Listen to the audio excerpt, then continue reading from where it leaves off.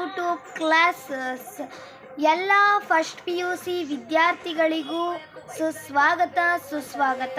ಇವತ್ತಿನ ಒಂದು ಕ್ಲಾಸಲ್ಲಿ ನಾವು ಚಾಪ್ಟರ್ 6 ಆಗಿರುವಂತಹ ಅನಾಟಮಿ ಆಫ್ ಫ್ಲವರಿಂಗ್ ಪ್ಲಾಂಟ್ಸಲ್ಲಿ ತುಂಬ ಜನ ಈ ಒಂದು ಲೆಸನ್ನು ಅರ್ಥ ಆಗಿರೋದಿಲ್ಲ. ಅವರಿಗೋಸ್ಕರ ಇಂಪಾರ್ಟೆಂಟ್ ಕ್ವೆಶನ್ಸ್ನ ಡಿಸ್ಕಷನ್ ಮಾಡ್ತಾ ಹೋಗ್ತಾ ಇದ್ದೀನಿ. Very important question. What is the epidermis ಅಂತ ಕೇಳ್ಬೋದು. Epidermis is nothing but it is the outermost layer of the primary plant body. ನೆನ್ಪಿಟ್ಕೊಳ್ಳಿ, epidermis is nothing but the outermost layer ಅಷ್ಟೇ, just enough. Then coming to the next question. Here you see the vascular tissue systems ಇದೆಯಲ್ಲ, this is very important children's. ನೋಡ್ತಾ ಇರ್ಬೋದು ನೀವು, vascular tissue system ಇದೆಯಲ್ಲ, this is also very important. ಇಲ್ಲಿ cambium ಅಂದರೆ ಇಲ್ಲಿ ನೋಡ್ಬೋದು ಓಪನ್ ವ್ಯಾಸ್ಕ್ಯುಲರ್ ಬಂಡಲ್ ಅಂದರೆ ಏನು, the cambium is presented in the ಏನು between the xylem and phloem ಆಗಿರುತ್ತೆ. ಫಾರ್ ಎಕ್ಸಾಂಪಲ್ ಡೈಕಾಟ್ ಸ್ಟೆಮ್ನ ಎಕ್ಸಾಂಪಲ್ ಆಗಿ ಕೊಡ್ಬೋದು. ನೆಕ್ಸ್ಟು ಇಲ್ಲಿ ಇನ್ನೊಂದು ಕ್ಲೋಸ್ಡ್ ವ್ಯಾಸ್ಕ್ಯುಲರ್ ಬಂಡಲ್ ಇದೆ. ಏನು ಅಂದರೆ the cambium is absent between the, ನೋಡ್ತಾ ಇರ್ಬೋದು. ಇದನ್ನು ನಾವು ಈ ಸಮ್ ಗ್ಯಾಪ್ ಇಲ್ಲಿ ಕಾಣಿಸ್ತಿರ್ಬೋದು ನಿಮಗೆ. ಈ ಗ್ಯಾಪ್ನ ನಾವೇನಂತ ಕರಿತೀವಿ, we call it as elongation ಮಾಡುತ್ತಲ್ಲ ಇದು. ದ ಗ್ರೋತ್ ಅಂದರೆ ಗ್ರೋಯಿಂಗ್ ಆಫ್ ದ ಗರ್ತ್ ಅಂದರೆ ಗ್ರೋಯಿಂಗ್ ದ ಗರ್ತ್ ಅಂದರೆ ಅಗಲವಾಗಿತ್ತಲ್ಲ plant, that is we call it as cambium ಅಂತ ಕರಿತೀವಿ. ಅದು ಎಲ್ಲಿ ಆಬ್ಸೆಂಟ್ ಆಗಿರುತ್ತೆ, ಇನ್ನು ಕ್ಲೋಸ್ಡ್ ವ್ಯಾಸ್ಕ್ಯುಲರ್ ಬಂಡಲಲ್ಲಿ ಆಬ್ಸೆಂಟ್ ಆಗಿರುತ್ತೆ. What is the radial vascular bundle ಅಂತ ಕೇಳ್ಬೋದು. Very important.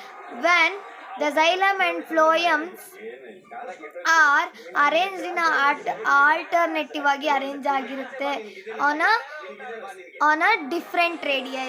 ಅಂದರೆ ಒಂದು ರೇಡಿಯೈ ಇರುತ್ತೆ ಅಂದರೆ ಅದ್ರ ಮೇಲೆ ಡಿಫ್ರೆಂಟ್ ಆಗಿ ಆಲ್ಟರ್ನೇಟ್ ಆಗಿ ಈ ಥರ ನೋಡ್ತಾ ಇರ್ಬೋದು ನಿಮಗೆ.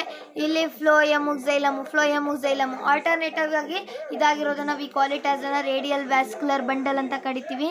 What is a conjoint type ಅಂತ ಕೇಳ್ಬೋದು. ಕಾಂಜೈಂಟ್ ವ್ಯಾಸ್ಕ್ಯುಲರ್ ಬಂಡಲ್ ಅಂದರೆ ಏನಂತ ಕೇಳ್ಬೋದು. ನೋಡಿ ಏನಾಗುತ್ತೆ, xylem and phloems are situated at the same radii is called as a conjoint. For example, ನೀವು ಇದಕ್ಕೆ ಏನಂತ ಕೊಡ್ಬೋದು ಅಂದರೆ ರೂಟ್ ಕೊಡ್ಬೋದು, ಲೀಫ್ ಕೊಡ್ಬೋದು. ಅರ್ಥ ಆಗ್ತಿದೆಯಾ? ರೂಟು ಮತ್ತು ನೀವು ಲೀಫಿಗೆ ಏನು ಮಾಡ್ಬೋದು, ಸ್ಟೆಮ್ಮು ಮತ್ತು ರೂಟಿಗೆ ಏನು ಮಾಡ್ಬೋದು, ಇದನ್ನು ನೀವು ಕೊಡ್ಬೋದು. ಅರ್ಥ ಆಗ್ತಿದೆಯಾ?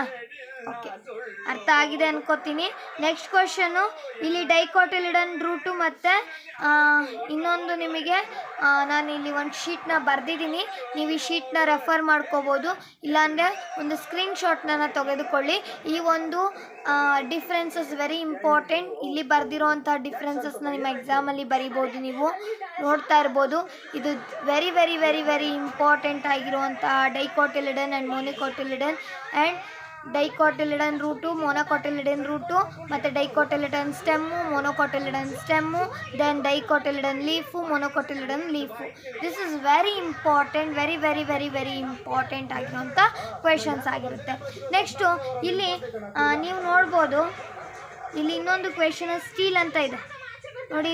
ಇಲ್ಲಿ ನಿಮಗೆ ಕಾಣಿಸ್ತಿರ್ಬೋದು. ಈ ಸ್ಟೀಲ್ ಅಂದರೆ ಏನಂತ ಕೇಳ್ಬೋದು. ಏನು, all the tissues of the inner of the epidermis is called steel ಅಂತ ಕರಿತೀವಿ. ಅರ್ಥ ಆಯ್ತಾ? ಇದನ್ನು ನಿಮ್ಮ MCQನಲ್ಲಿ ಕೇಳ್ತಾರೆ. Very important question. This is most important. ಅರ್ಥ ಆಯ್ತಾ? Then this diagram is very important. Tick it down for 3 marks ಕ್ವೆಶನಲ್ಲಿ ಕೇಳ್ತಾರೆ. Then this is also very important. ಇನ್ನು ಯಾವುದು ಬೇಕಾಗಿಲ್ಲ ಈ ಲೆಸನಲ್ಲಿ. ಇಷ್ಟೇ. ನನ್ನ ಒಂದು ಚಾನಲ್ ಮತ್ತು ಈ ವಿಡಿಯೋ ನಿಮಗೇನಾದರೂ ಇಷ್ಟ ಆಗಿದ್ದರೆ ಈಗಲೇ ನನ್ನ ಚಾನಲ್ನ ಸಬ್ಸ್ಕ್ರೈಬ್ ಮಾಡಿ. ಹಾಗೆ ಇನ್ನು ನಿಮ್ಮ ಸ್ನೇಹಿತರು, ಹಾಗೆ ಯಾರಾದರೂ ಫಸ್ಟ್ PUC ವಿದ್ಯಾರ್ಥಿಗಳಿಗೆ ನಿಮ್ಮ ಸ್ನೇಹಿತರಿದ್ದರೆ ಅವರಿಗೆ ಈ ವಿಡಿಯೋನ ಶೇರ್ ಮಾಡಿ, ಅದನ್ನು ಮರಿಬೇಡಿ. ಮತ್ತು ಅವರು ಕೂಡ ಈ ಒಂದು ವಿಡಿಯೋಗಳಿಂದ ಅವರು ಕೂಡ ಕಲ್ತ್ಕೊಳ್ಳಿ. ಇದೆಲ್ಲ ನಾನು ಹೇಳಿರೋ ಕ್ವಶನಲ್ಲೇ ನಿಮಗೆ ಈ ಲೆಸನಿಂದ ಎಷ್ಟು 6 to 8 ಮಾರ್ಕ್ಸಲ್ಲಿ ಅವರು 100% they take a marks. Okay, 1 MCQ ಇರುತ್ತೆ and 2 marks question, 3 marks question ಇರುತ್ತೆ. ಇಷ್ಟರಲ್ಲೇ ಕೇಳ್ತಾರೆ. ಅರ್ಥ ಆಯ್ತಾ? ಇಷ್ಟನ್ನು ನೀವು ಬರೆದ್ರೆ ಸಾಕು. ಸರಿ, ನೆಕ್ಸ್ಟ್ ವಿಡಿಯೋದಲ್ಲಿ ಸಿಗೋಣ.